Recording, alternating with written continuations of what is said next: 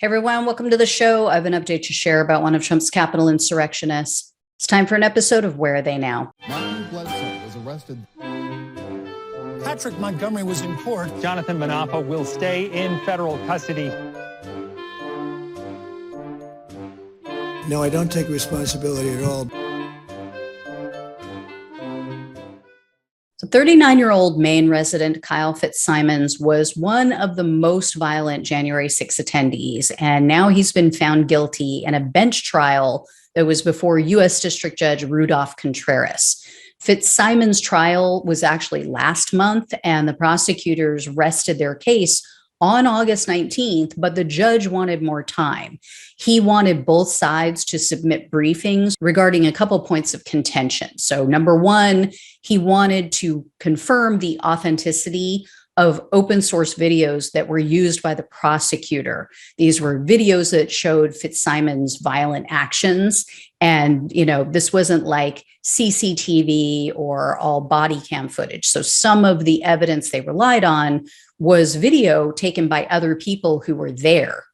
And then two, they wanted to know what happened exactly when Fitzsimons threw an unstrung bow inside of the Lower West Terrace tunnel. You guys might remember from my reporting on him, he had this unstrung bow that he was carrying with him that day. He carried it onto the Capitol grounds.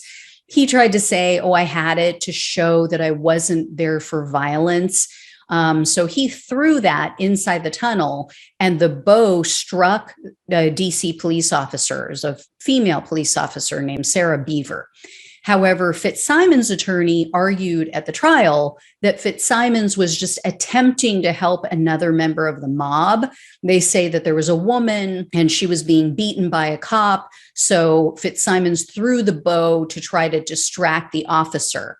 But the government proved that no, Fitzsimons was too far away from what was going on with her to assess the situation. So that was a bunch of BS. At the trial, Sergeant Aquilino Ganell testified. He was in direct contact with Fitzsimons, and he said that Fitzsimons injured his shoulder so badly that he required surgery, and his doctor said he can no longer work in law enforcement.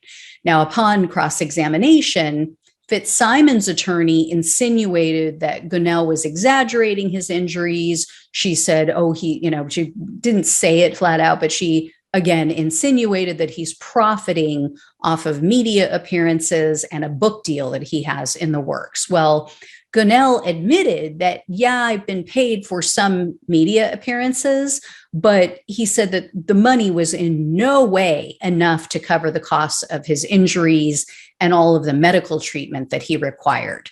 So, and his whole life has been changed as a result of this. I mean, he lost his career. So Judge Contreras found Fitzsimons guilty on 7 felonies and 4 misdemeanors. And they were civil disorder, obstructing an official proceeding, 3 counts of assaulting officers, one of which carries an increased penalty for the use of a deadly or dangerous weapon, also entering restricted grounds. There were also 2 counts of disorderly conduct and 2 counts of physical violence, one of which, again, also has that increased penalty for the use of a deadly or dangerous weapon. Fitzsimons will be sentenced on February 17th of next year, and the maximum penalty for the most serious of the felonies that he's now been convicted of is 20 years. But as I've shared with you guys, federal sentencing guidelines are always much lower. Based on the sentences that we've seen so far, I would venture a guess that Fitzsimons is going to receive one of the longest prison terms because he, as I said, he is one of the most violent. If Guy Reffitt and Thomas Robertson are any guide or measure, I would say Fitzsimons is going to spend more than 10 years behind bars, but I don't know that they'll give him the full 20. So anyway, guys, thanks so much for watching and listening. Take care, and I'll talk with you soon.